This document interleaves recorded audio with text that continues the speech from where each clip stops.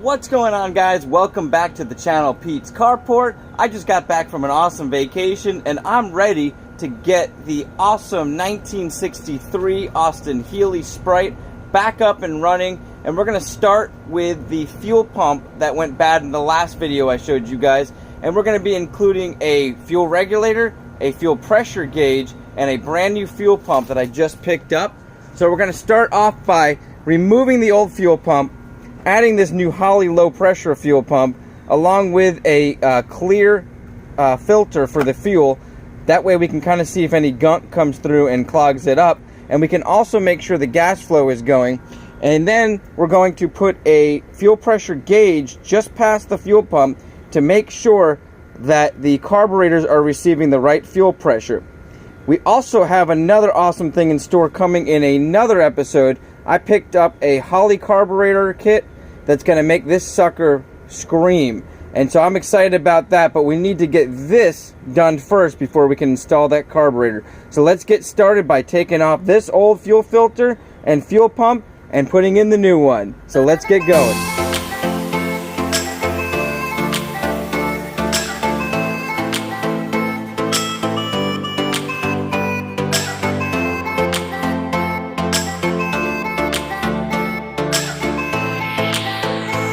Okay, so most of the things on this are pretty self-explanatory, but I wanted to show you guys the fuel filter. It's kind of a cool one.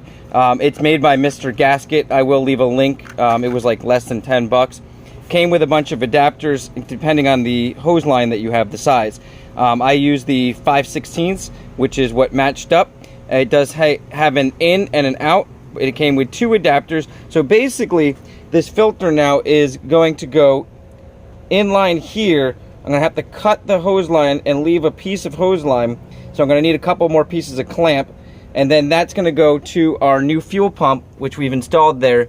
It recommended a 45-degree angle, which is what I'm doing. And the old fuel pump only had 1 bolt, so I'm going to basically drill a hole on the other side.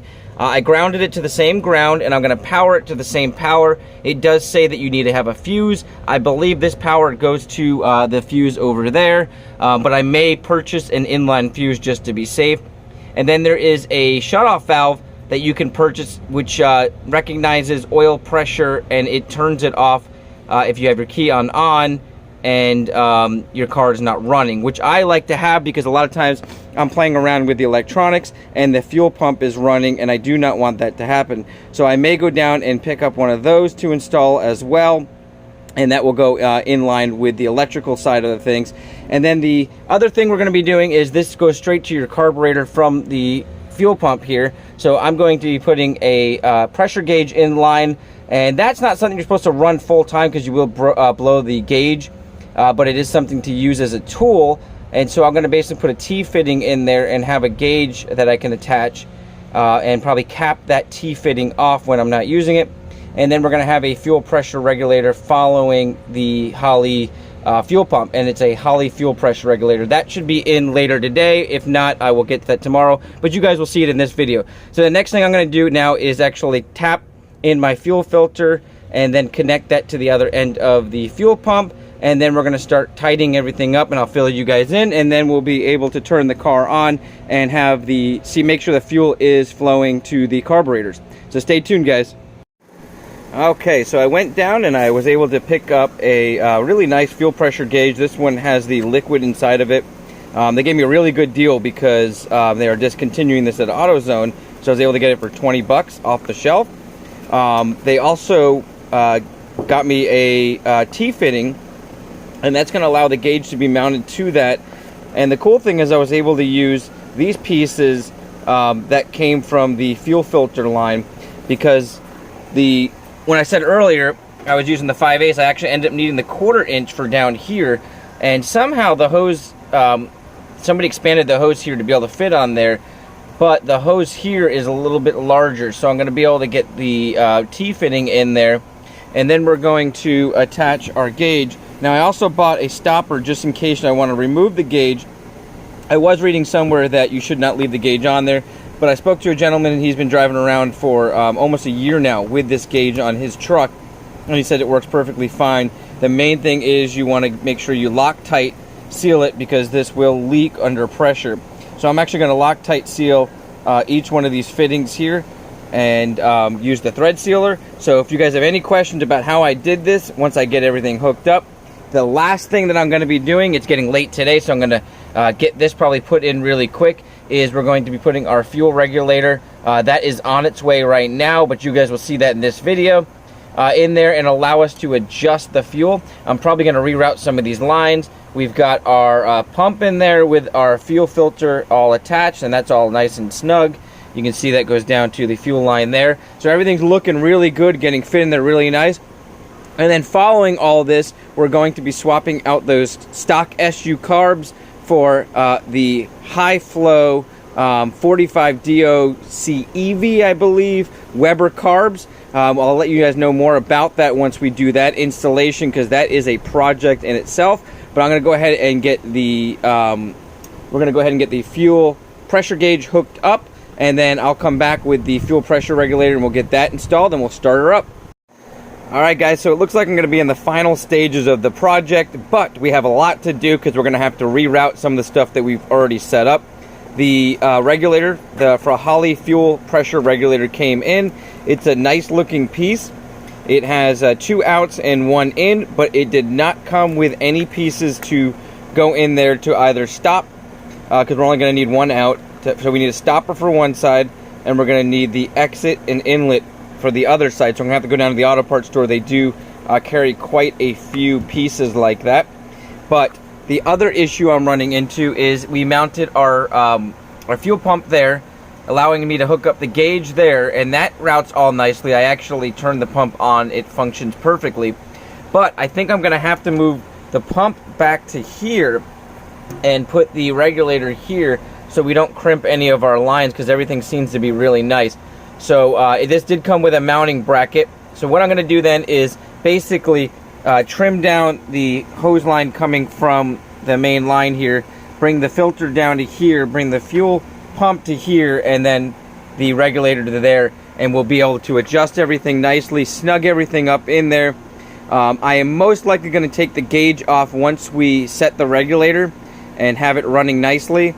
But I might keep it on just for now because we are going to be changing out the carburetor, and then once I get that one set up, maybe I will change the or pull the gauge off of there, because I do have a stopper for that. So let's go down to the auto parts store. I'll be back and I'm going to reroute everything, show you guys how it is, hopefully get this car started up in just a short time. Well, I was going to cut that last part out, but I want to fill you guys in. I realized that the fuel pump regulator that I had purchased was for a high pressure, so it was 4.5 to 9 PSI, would not work for what I'm trying to do, and it was designed for a dual carburetor setup. This is the one that I need. This is a low pressure. You can see here, you can dial it in. I did not want to go with the Mr. Gasket one because it did have terrible reviews, but I have to try it out. It's the only one they had in stock, and it comes with all the fittings that are proper for this car. I am still going to be moving the fuel pump back a little bit so that we can fit this in here nicely without any issues. So I'm going to go ahead and get started on that, and then we're going to start her up. Alright guys, so I got it started up, and it's running okay. It's running definitely a little rich, and as you can see on the pressure gauge, it's running right around 2 PSI, and from what I read online, you want to be between 1.5 and 2, so it's on the high end. But I've got our regulator set all the way to the lowest setting, so that is the lowest amount of fuel. I've got everything kind of run in a very snug way. I've also got a full shut off for the fuel pump in case I ever want to put the electric on and not have the fuel pump run. Let's go ahead and rev it up. You can actually see it's idling pretty high, but we'll go look at the gauge. It's idling right at 1.5, 1500 RPMs, I mean, which is pretty high, but very, very reactive to the pedal. Much more reactive than it was just a couple weeks ago with the other fuel pump. So I think we're going to be able to really dial in the new carb. I'm excited about the setup. I am probably 100% going to change out that fuel regulator, but for right now, at least I can start the car up, play around with some things, maybe get some things tuned in a little bit better. Also, one more thing I wanted to point out in case you're doing this project. I did not have the Loctite thread stuff here or here, and the fuel pump was leaking when I first started it up earlier. So I took it all back apart and put the Loctite on there, and that is specifically for fuel lines. So if you are looking for this, it's Loctite 592 thread sealant, and that is specifically for fuel pumps and fuel lines of this type. So my name's Pete. Once again, guys, thanks for tuning in. Thanks for joining me with this awesome project that I'm really excited about, the 1963 Austin Healey Sprite. We're gonna juice this sucker up, get it running great, and probably take it out to a track, at least down some back roads, and you guys are gonna be on the journey with me. So have a great day. Once again, my name's Pete. This is Pete's Car Point. Please like, subscribe, and share if you like this video.